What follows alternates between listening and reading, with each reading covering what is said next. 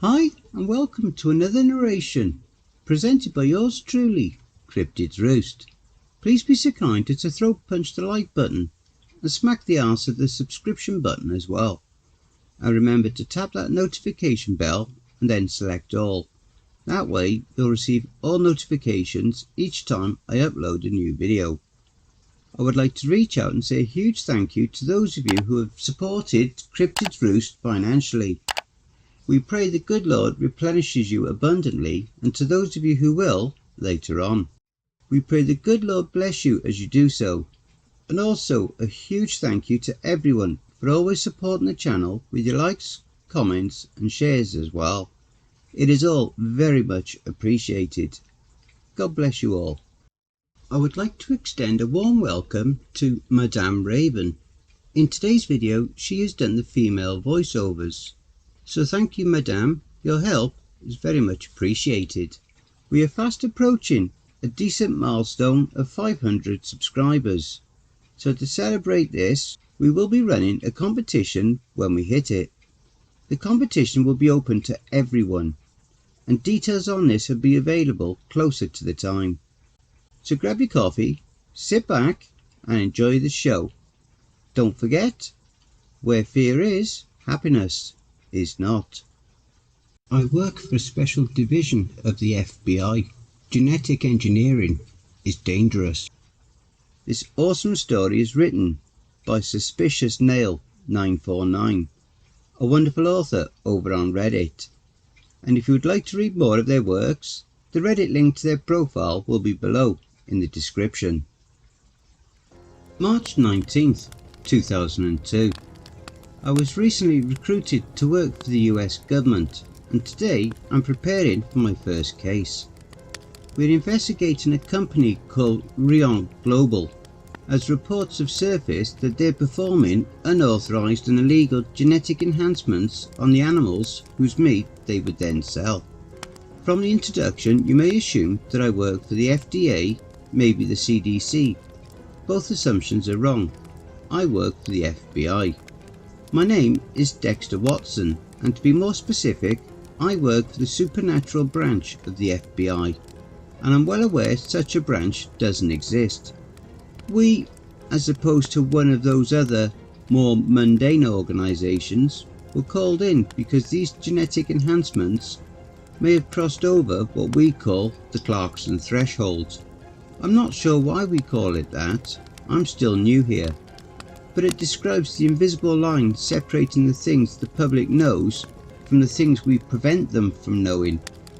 The FDA and the CDC, they are well below the Clarkson threshold. As I said, I'm still new here.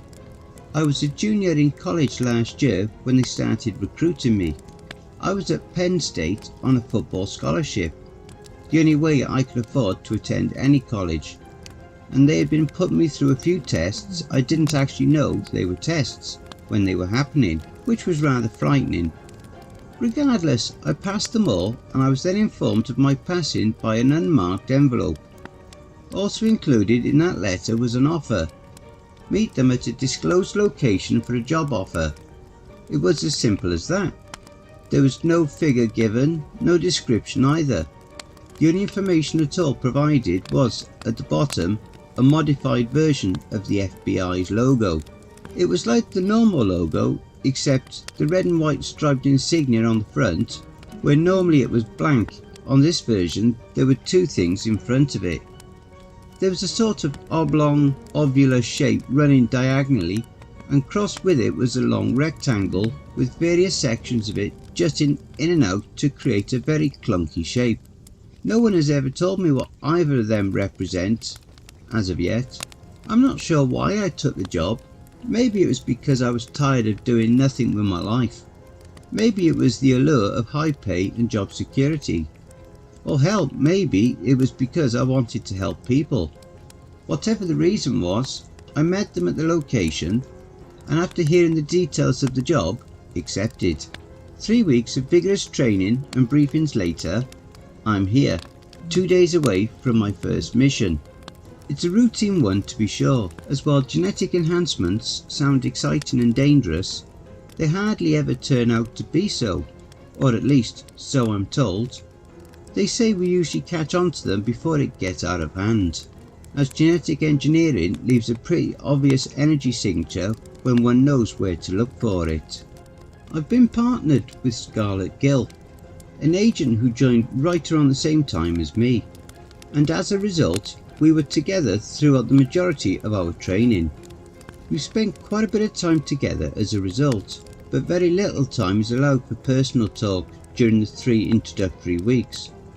We've worked out, drilled and joked together, and we've even come to like each other, but neither of us have been allowed to know a thing about the other's personal life until training was complete.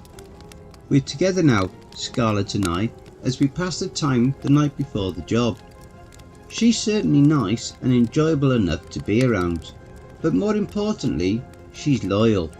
The FBI seems to be making us believe we're in life-threatening scenarios when in fact it's merely another drill, something we enjoy significantly less, but every time they have, she's had my back, wire to wire. Apparently noticing my introspective attitude, she raised her eyebrows and said, "Penny for your thoughts." "I'm afraid you wouldn't be getting your money's worth," I shrugged. "It's just a little weird. These past 3 weeks have been a bit of a whirlwind, and the most boring thing we've done is about to be our first assignment." "I'm still holding out hope that we're going to run into some kind of mutant chicken or something," she joked. "Maybe a man-eating cow." "Are we really lowering our standards for excitement to a man-eating cow?" I replied. "I mean, even I wasn't that pessimistic." "Whatever," she said, rolling her eyes and leaning back in her chair. "I'm just ready to be out of this place and to see people again. Maybe the CEO will be some cute single guy who just needs the right girl to get him back on track. Maybe I'll meet the man of my dreams on this mission." "I mean, it's Maine. You can't be expecting Ben Affleck," I jokingly teased. "Don't get your hopes up." "Oh, and what? I assume Jennifer Lopez is waiting for you there?" she responded. We both joked, sharing some pre-mission banter, but in reality there were no matchmaking during the mission, and we both knew it. We would be arriving unannounced, and there was no telling how anyone at the company would react. Sure, it was just your average check-in to keep them honest, but what if they panicked? It wouldn't be the least likely thing to happen. When the laughter trailed off into silence, Scarlett said, "You know what? We should probably get to bed. It's a long drive to Maine." "Sure is," I replied. We, being rookies on a routine mission, hadn't been found important enough to garner a full-on flight, so we were stuck driving one of the old, clunky SUVs the Bureau kept, to the best of my knowledge, for the sole purpose of hazing. So, yawning, I bid a good night and we retreated to our respective bunks for the night. March 20th. I'm not usually one prone to nightmares, but I had one last night. It was a forest, I believe, and a faceless man stood in front of me. Behind him and to his left lay a wild horse, bucking and neighing loudly. It was surrounded by thorns, and every time it reared back on its hind legs, it came down, impaling itself on them. To his right was Scarlett, bound at the hands and feet. I didn't know what was going on. I tried to ask him, but I found that I was frozen in place, unable to move or do anything, as the faceless man looked down at me tauntingly. I woke in a cold sweat an hour before my alarm was set to go off, so I quietly showered, got dressed and walked outside, allowing the brisk morning air to fill my lungs. It was always calming being out this early. It put it all in perspective. The assignment was just an assignment. My dream was just a dream. The base we were at was tucked away in the White Mountains of New Hampshire.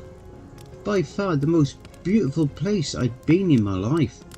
And as the sun rose to the east, I leaned on a railing overlooking an immense horizon. The mountain dropped off beneath me, only to pick up in a forest that spread out below me. After what must have been miles of forest, the first rays that would eventually become the blazing ball of light that was the sun peeked out at me. I took in a deep breath, then exhaled. I always wondered why they'd wasted such a great view on a military base. A voice from behind me surprised me, causing me to jump slightly. I turned around to see Carmen Clay, my direct superior, who coincidentally had been promoted to her post at around the same time Scarlett and I had arrived. She walked over to the railing and leaned on it as well, looking out across the horizon. So much natural beauty contrasted with the stark coldness of the Bureau. It's two different worlds. I cleared my throat and replied, "Yes, Mom." She looked at me for a moment. You have something not a lot of people do, you know. You know how to talk yourself off the ledge, and that'll get you a long way in this business, she said. "Thank you, Mom." She gazed down at the forest for another moment before continuing. A wise man once told me that for everything that goes right in a mission, 10 more are bound to go wrong by the time you finish celebrating. Remember that. I nodded, letting her words sink in as she returned to the main compound.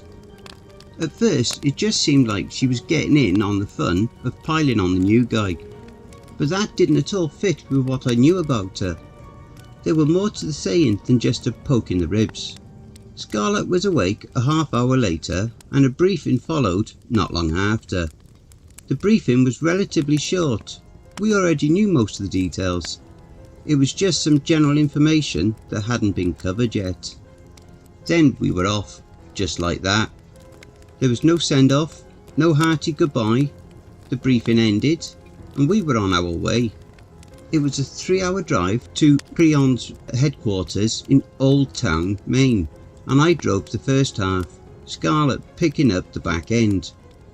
The conversation remained light when it was alive, which wasn't the majority of the ride, but still there was a generally optimistic feel to the ride. First we passed the sign informing us we'd entered Maine, a milestone achieved very early on in our journey. Then we passed through Bethel, then Skowhegan, then Bangor, and finally we saw the signs for Old Town. Our massive, bulky SUV stood out in the small town.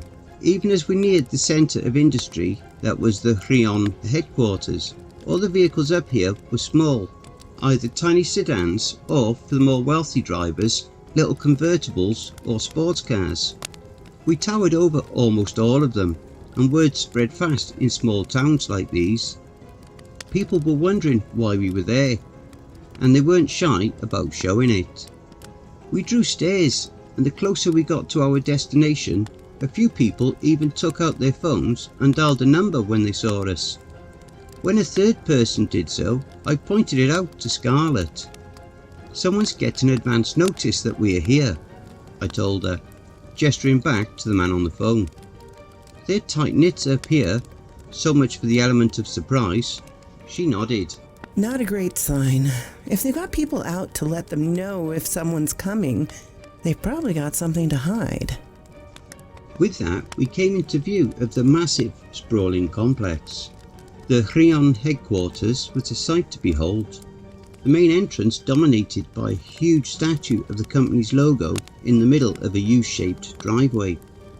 The front of the building was a large glass room, but at the height the sun was in the sky. We couldn't see into it yet. The glass rose up to more than 2 stories high, then dipped back down before turning into cement and rising up into offices on the higher levels. It was only 6 stories high, but its size came in its width. We had just reached the far edge of the building, and we still had nearly a quarter mile to go to reach the entrance in the middle of it. The headquarters seemed big enough to be its own city.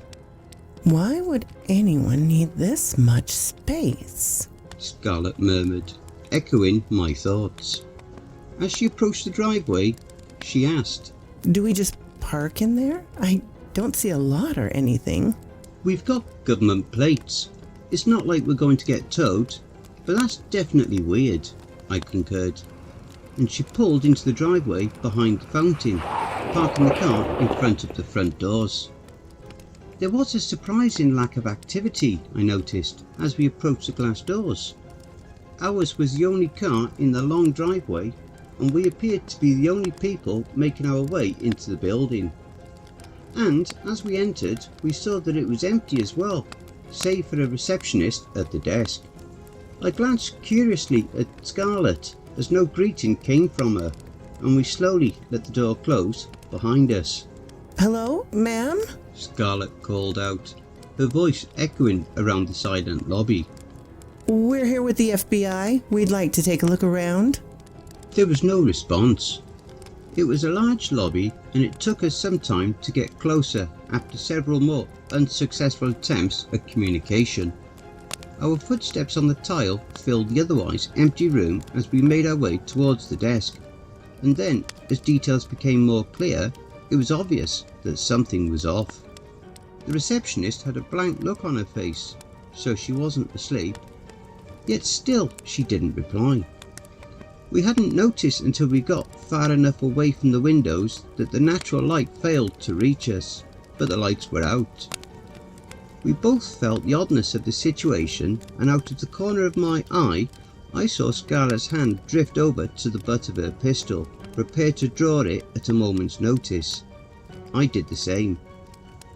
When we arrived at the desk, she still hadn't reacted to us or even moved. Something was definitely wrong. Wordlessly, I waved my hand in front of her eyes for a moment. Nothing. Then I held the back of my hand in front of her nose. I glanced up at Scarlett. Nothing, I said. She's dead. Dead? She asked, surprised. What the hell? Why is she still at the desk? Maybe she had a condition, I guessed. Call it in. I'll check for a bracelet or something. She nodded and retreated a few steps back to report it back to our superiors, and I made my way around the desk. There was no indicator anywhere to show that she had some sort of medical condition, but it wasn't long before I did find the cause of her death. When I tilted her body forwards, a bullet wound slowly oozed out blood. It was a small hole, most likely of pistol caliber, and when I opened up her shirt to find the exit wound, I saw that someone had cleaned it up. What in the name of... I mumbled, looking over to Scarlett, who was still fiddling with her radio. When she saw me looking, she said, Damn thing won't work. I'm just getting static. What's the deal with her? She was killed, I replied, and someone didn't want us to know. They cleaned up the front of it, so... Then it clicked. We both came to the epiphany practically simultaneously. I vaulted over the desk, making for the door across the long lobby, and as I did so, the metal safety grate began to slide down, its gears grinding loudly as it slowly began the process of cutting off our path to freedom. Scarlett had a head start, having already been on the other side of the desk, and she reached the doors when the grate was still almost a foot off the ground. She pounded on the glass with her fist, and then after it was unsuccessful, she slipped her gun out of her holster and fired it into the glass. Once, twice, 3 times. However, the bullets didn't penetrate. The glass was bulletproof. Damn it, she shouted, slamming the butt of her gun into the ground. I caught up with her at the point. I looked through the thin slits that allowed light in through the grate. What the hell is going on? I breathed, shaking my head. Scarlett slowly stood, and she looked out into the lobby. We're stuck in here. For a moment, her words echoed faintly down the dark room, and we let it sink in, taking stock of our situation. Something was going on, something that somebody was willing to kill to keep under wraps. Whoever it was very wealthy and intelligent. They had not only known to jam radio frequencies, but had the means of doing it, and they were either in a position of power at the company, or commanded enough respect to lead enough followers to establish this lockdown. I had narrowed it down to either the CEO or a head scientist, with the CEO being the more likely of the two, but this was all in the first minute of having this knowledge. So what now? Scarlett asked, sliding her gun back into her holster. There's only one thing we can do, I replied. Find out what they're trying to hide. Are you crazy? She exclaimed. This was supposed to be a routine checkup. We're not equipped to get in a gunfight. For all we know, a terrorist cell could have taken this place hostage, and they're armed to the teeth. Outside assailants, a situation I hadn't thought of. Well, what else could we do? I asked. Even if we want to look for an exit and get out of here, the only direction we can go is into the looking glass. I don't like that metaphor, she noted. Then she relented. But yes, I suppose you're right. And if we're going into the deadly genetic engineering lab, we might as well do our job, I finished, and she nodded. So much for Ben Affleck and Jennifer Lopez, she muttered as we began the walk to the hallway that would take us to the rest of the building. The lobby was set up so that the receptionist would be able to see anybody attempting to enter the complex. There was no furniture, not even a potted plant, just cold, white tile and then the desk. Behind the desk were two doors, one on the left, one on the right, and each led to different places, as we'd learned in the briefing. To the left was the business end of the headquarters. Decisions, accounting and computing occurred there. To the right was the scientific portion of it. Laboratories and testing chambers took up the majority of the real estate there, and that was where we were headed. If an answer lay anywhere in this darkened house of death, we believed it to be there. So I took point and we entered the looking glass. The lights were still out in the hallway we entered, and it was nearly impossible to see. Scarlett pulled out her flashlight and clicked it on, the thin beam piercing through the darkness and lighting up a tiny area of the hall. It wasn't much, but it was better than the original pitch black, if only by a little. The suffocating darkness surrendered little to help us piece together this mystery. For the most part, it was just a white, sterile hallway, like the lobby, without any form of decoration. Every so often we'd see something off, like a dark smear on a wall, or a fluorescent light casing that had been torn out of its original shelf and smashed on the ground.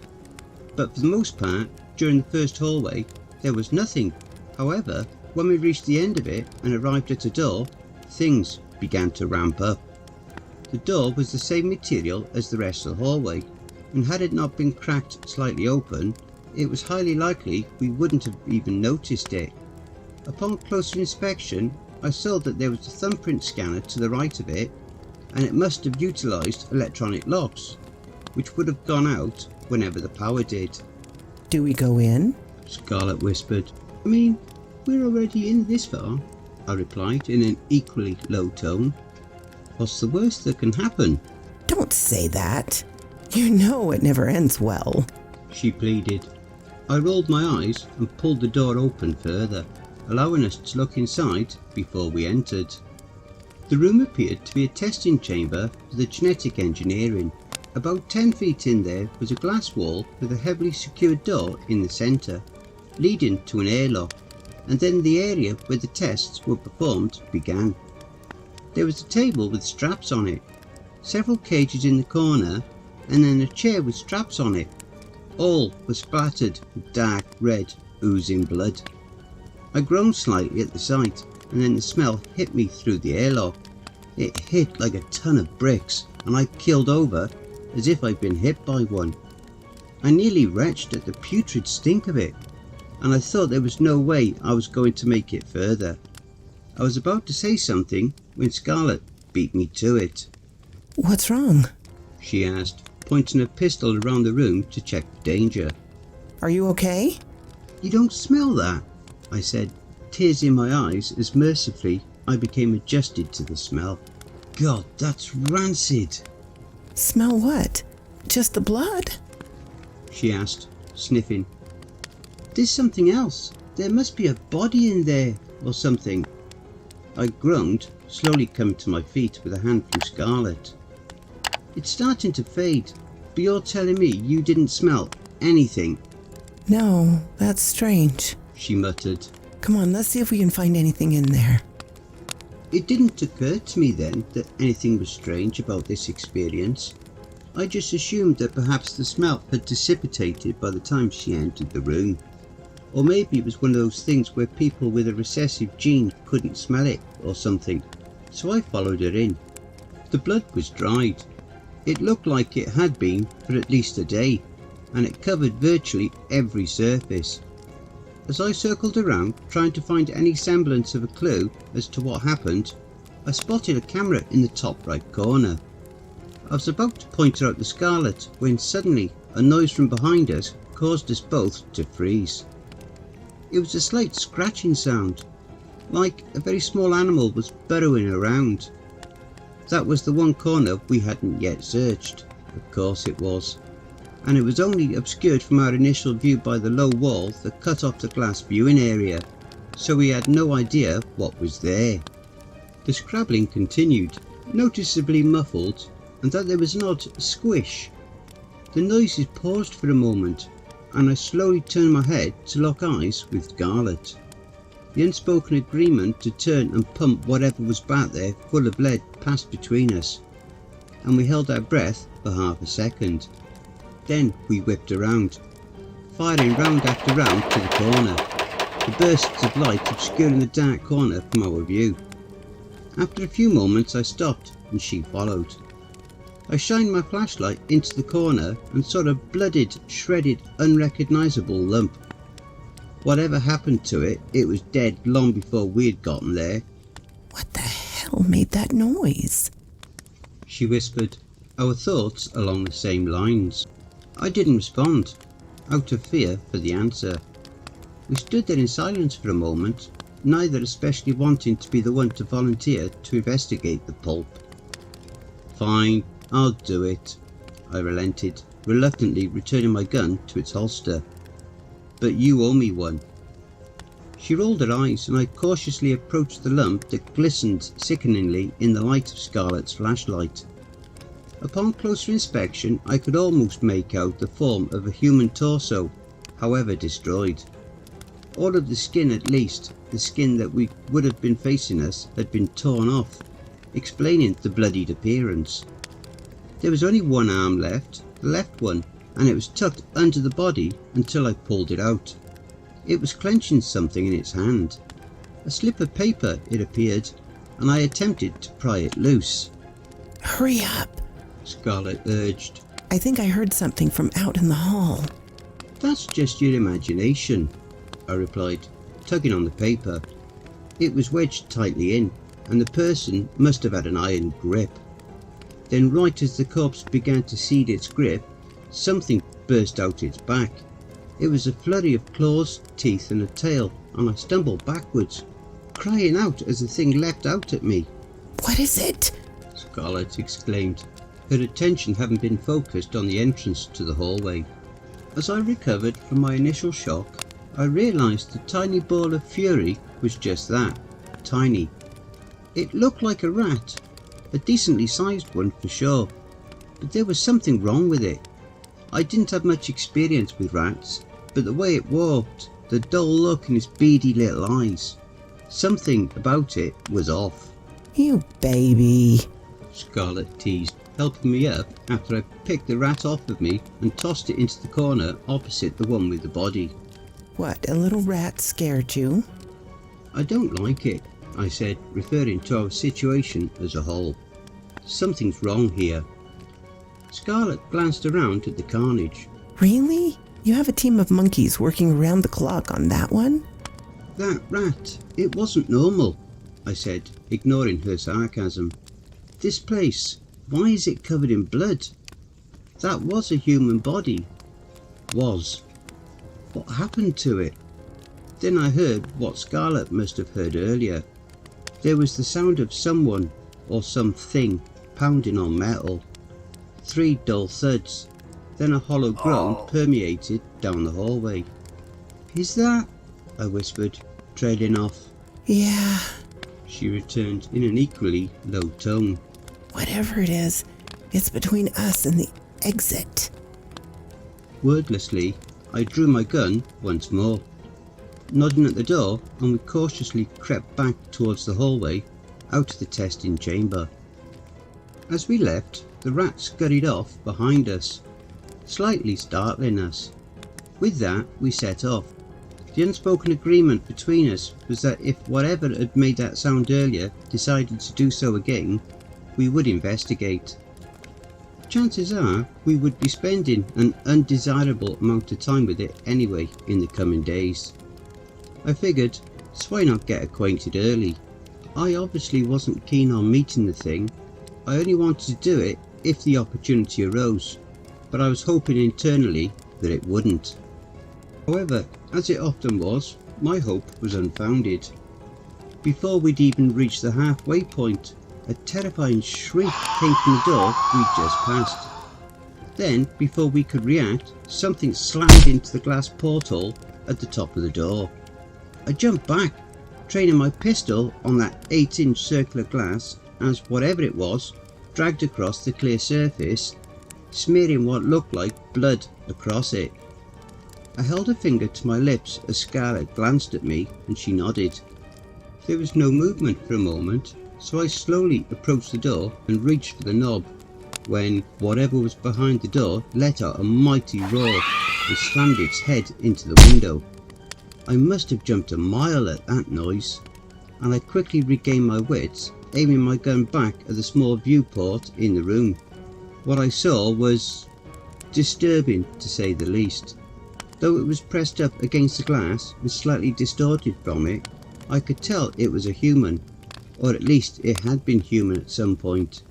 It had stringy black hair that was matted down with blood. Blood that streaked across the glass as the creature pressed harder and harder against it, trying to break through. Its skin was a human shade, but it was stretched and waxy, looking as if it had been torn apart like paper. Then its eyes. The emotion, or the lack thereof, I'd seen in the beady eyes of the rat were amplified 100-fold in the eyes of this creature. There was nothing, 2 empty pits, devoid of all colour and life, entirely black. There was no iris, no white, they were pitch black. As it continued pounding on the door, much to our horror, several more groans and thuds began emanating from all around the hallway. There were more of those creatures all throughout the hallway, and worst of all, not all the doors were locked. "Come on, we have to go!" I shouted over the din, and we began running down towards the lobby. Hands groped out at us through the darkness. One of them even made a flailing attempt to body check me, but no serious threat was posed to us until we were 10 feet away from the exit. One of the doors flung open at that moment, and I ran directly into it. I was momentarily stunned, and it knocked me off my feet. My gun fell out of my hand, skittering off into the darkness. I heard Scarlett utter a curse, and she was about to start shooting at the thing, when suddenly one of them grabbed me from behind. "Help!" I shouted, still disorientated, trying to attack the creature grabbing me. She whipped her head around, and in her moment of distraction, the one that opened the door took a hold of her. She slammed her elbow into its gut and prepared to duck under the gap provided by its reaction, but it had none. Instead, it reared back its head and then sunk its teeth into the upper part of her arm, tearing at it aggressively. She cried out in pain. Meanwhile, I was just hardly avoiding a similar fate. I'd managed to get a position of leverage on the head of the creature, but it was strong and untiring. I could feel my strength giving way when suddenly a door burst open ahead of me. Initially I thought it was just more of the creatures emerging to snuff out the last remaining bits of life in us. I thought that was the end, and I closed my eyes, lessening my hold on the creature's head. Then, instead of the jaws of death, I heard a dull thunk, and the weight lifted off of me. I opened my eyes to see that the creature had been sent stumbling backwards, a serious dent in the centre of his face. "Get up! Get up!" a voice shouted, and a figure appeared in my vision, extending a hand to help me. "Come on, we've got to go!" I accepted his help, and the first thing I noticed when I got to my feet was that he was wearing a surgical mask. Then I noticed he was carrying a crowbar. Seeing my confused look, he said, "I'll explain later. We have to get out of here." "Wait, wait," I protested. Scarlet was still struggling feebly against the creature that had bit into her arm, and I rushed over to her, grabbing onto the creature's head and prying apart its teeth. "Go! Go!" I hissed to Scarlet.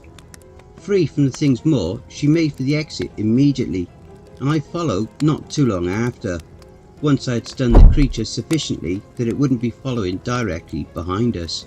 However, during that time, the way to the exit slowly began to close as more and more of the creatures pressed in. With a sudden burst of adrenaline, I sprinted forwards, bowling over two of them, and when one of them lunged at me, I grabbed his wrist in a hold I knew so well it was practically automatic and snapped the flimsy bone. Then I dove for the exit, tucking my body into a roll as I passed through the opening, and when I did so, our masked saviour slammed the door shut behind me, sliding in several deadbolts I hadn't noticed before. They seemed hastily installed, and I guessed they hadn't been there until those creatures were.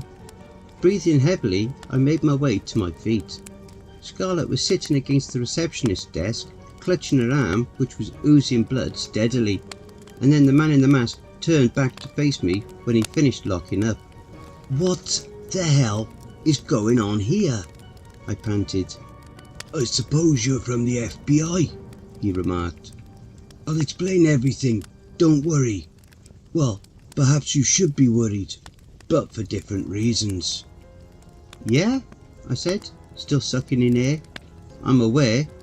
"You're going to want to come with me," he said. "I could explain everything here, but trust me, it'll be much easier if we can get to everyone else." The walk to the rooms they'd established as their base was a strange one. The building seemed so normal. It just looked like an after-hours office building. I judged by this time that night had come on our first day. Most of the rooms looked undisturbed, as if someone could step right in and begin working.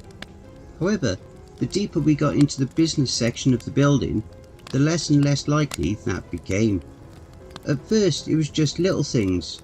A desk would be upturned, blocking a door, or a potted plant would have been knocked over, spilling dirt across the carpet. But then it took a dark turn. Occasionally dark blood would be smeared in gory streaks across a wall, or a corpse would lie unattended on the ground. Windows were shattered, the carpet was torn up, and wall fixtures lay in shambles on the floor. Then we entered the final hallway.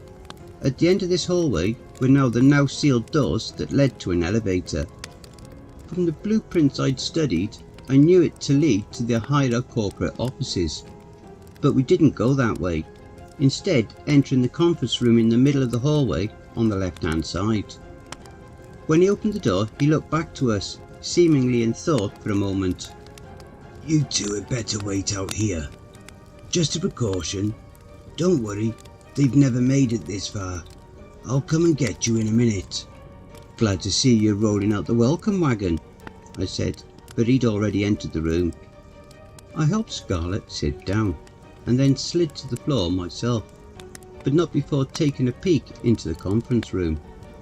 It was a dismal sight to behold.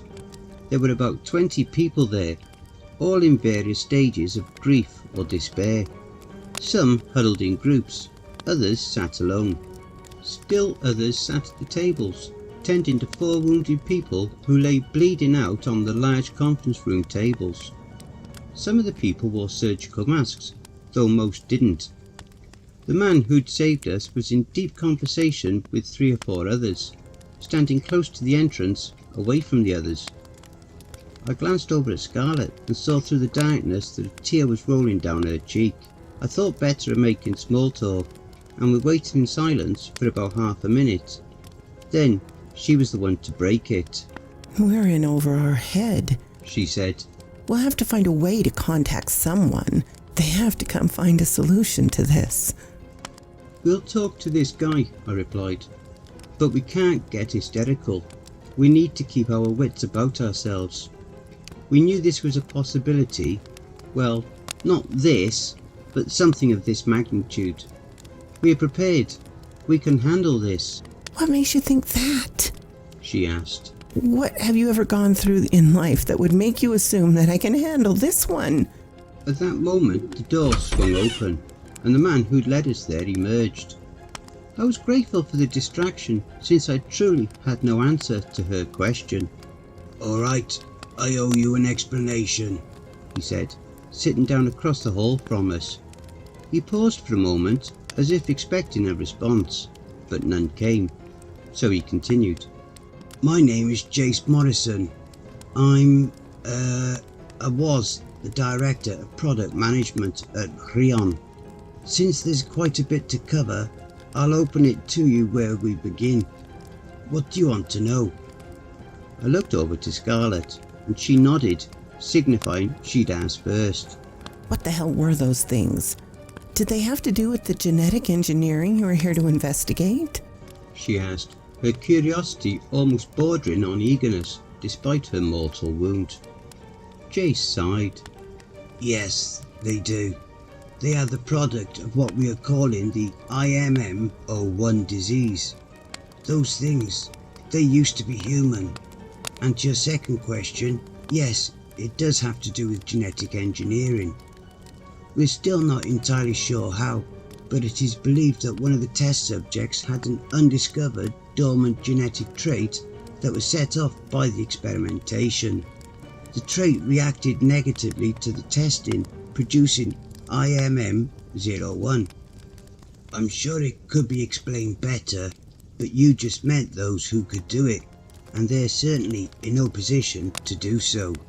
So you were experimenting on humans? Scarlett asked. This is worse than we thought. "What is IMM01? How does it spread, and what are its effects?" I asked, signifying that he didn't need to answer her rhetorical question. IMM01 is an airborne disease. However, it dies very quickly unless it finds a host.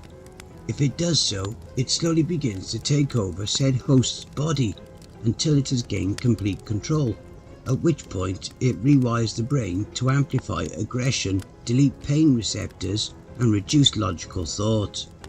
That process will generally take around 12 hours, at least to what we've seen, and visible signs that the host is infected will not begin to show until approximately the 10-hour mark. "Can it be transferred once the host is converted?" I asked, nervous that it could have been transmitted to us during our scuffle with the creatures. "There has only been one instance of it, and it was after the creature had reached full maturity, which takes place 24 hours after the transformation is completed. At that point, the disease becomes fortified, being able to survive indefinitely outside of a host, and is present in the creature's very breath." I looked at Scarlett and saw that she'd reached a conclusion, and that it was one she didn't like. You've known about this, haven't you?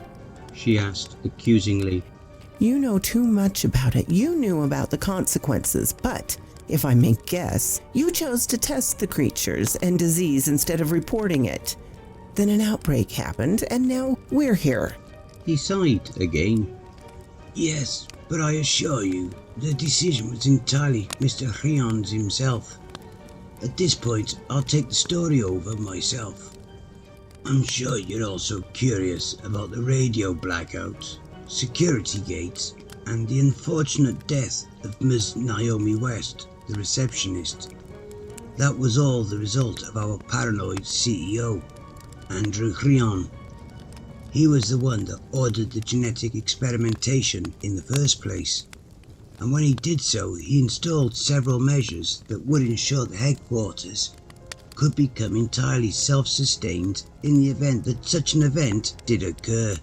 He has since separated himself from us.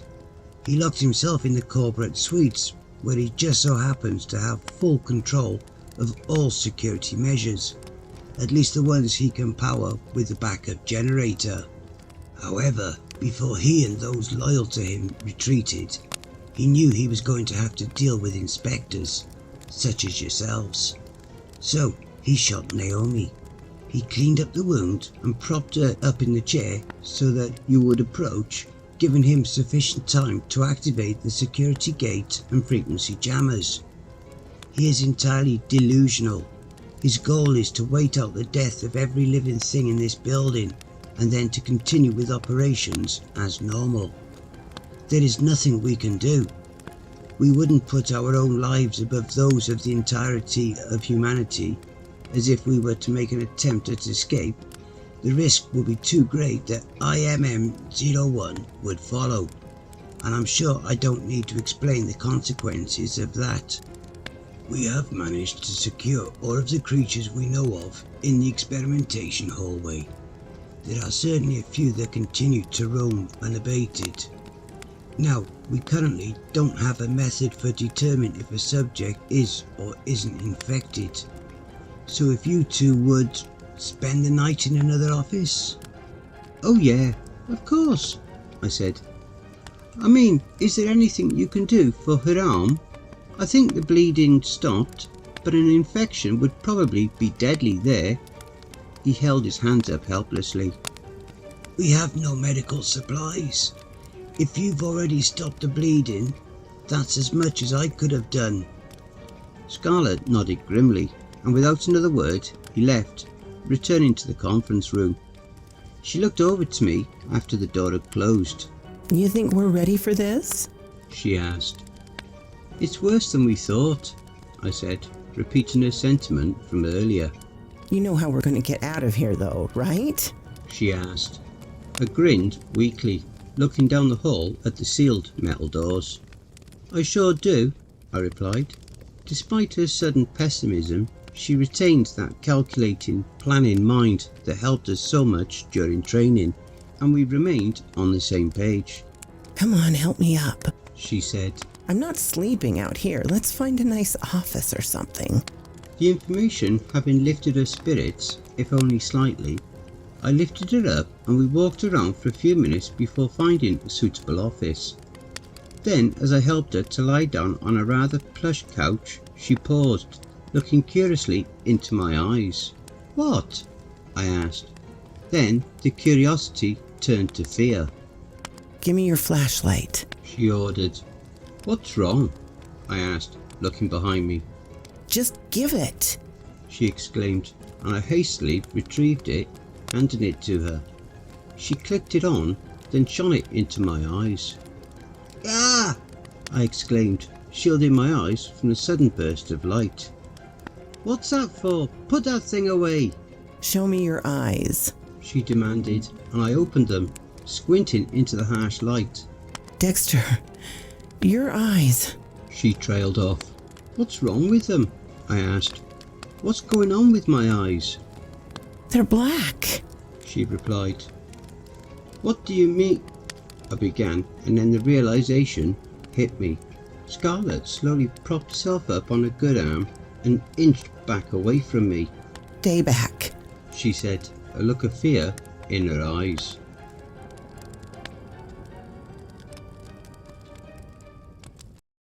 Don't forget, if you enjoyed that story, be sure to pop over to the author's Reddit profile and drop them a line, or even give them a glowing review. I'm sure they really would appreciate it.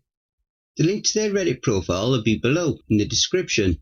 Please be so kind as to throat punch the like button and smack the ass of the subscription button as well. And remember to tap the notification bell and then select all. That way you'll receive all notifications each time I upload a new video. Oh, and don't forget to share the video far and wide. This will all help with YouTube's algorithm and will help to promote this channel more. And don't forget to check out the merch store. The link will be in the description and also in the video thumbnail. And if you would like an honourable mention, send in a snapshot of yourself with your purchase and I'll feature it in one of the videos. I now have my very own subreddit community where you can submit any stories you've written. You can submit your stories or encounters either there or send them to cryptidsroost@gmail.com. If you wish to remain anonymous, that's fine with me. All the links are below. I also have a Facebook group, Twitter, Reddit, and you'll also find me on Discord.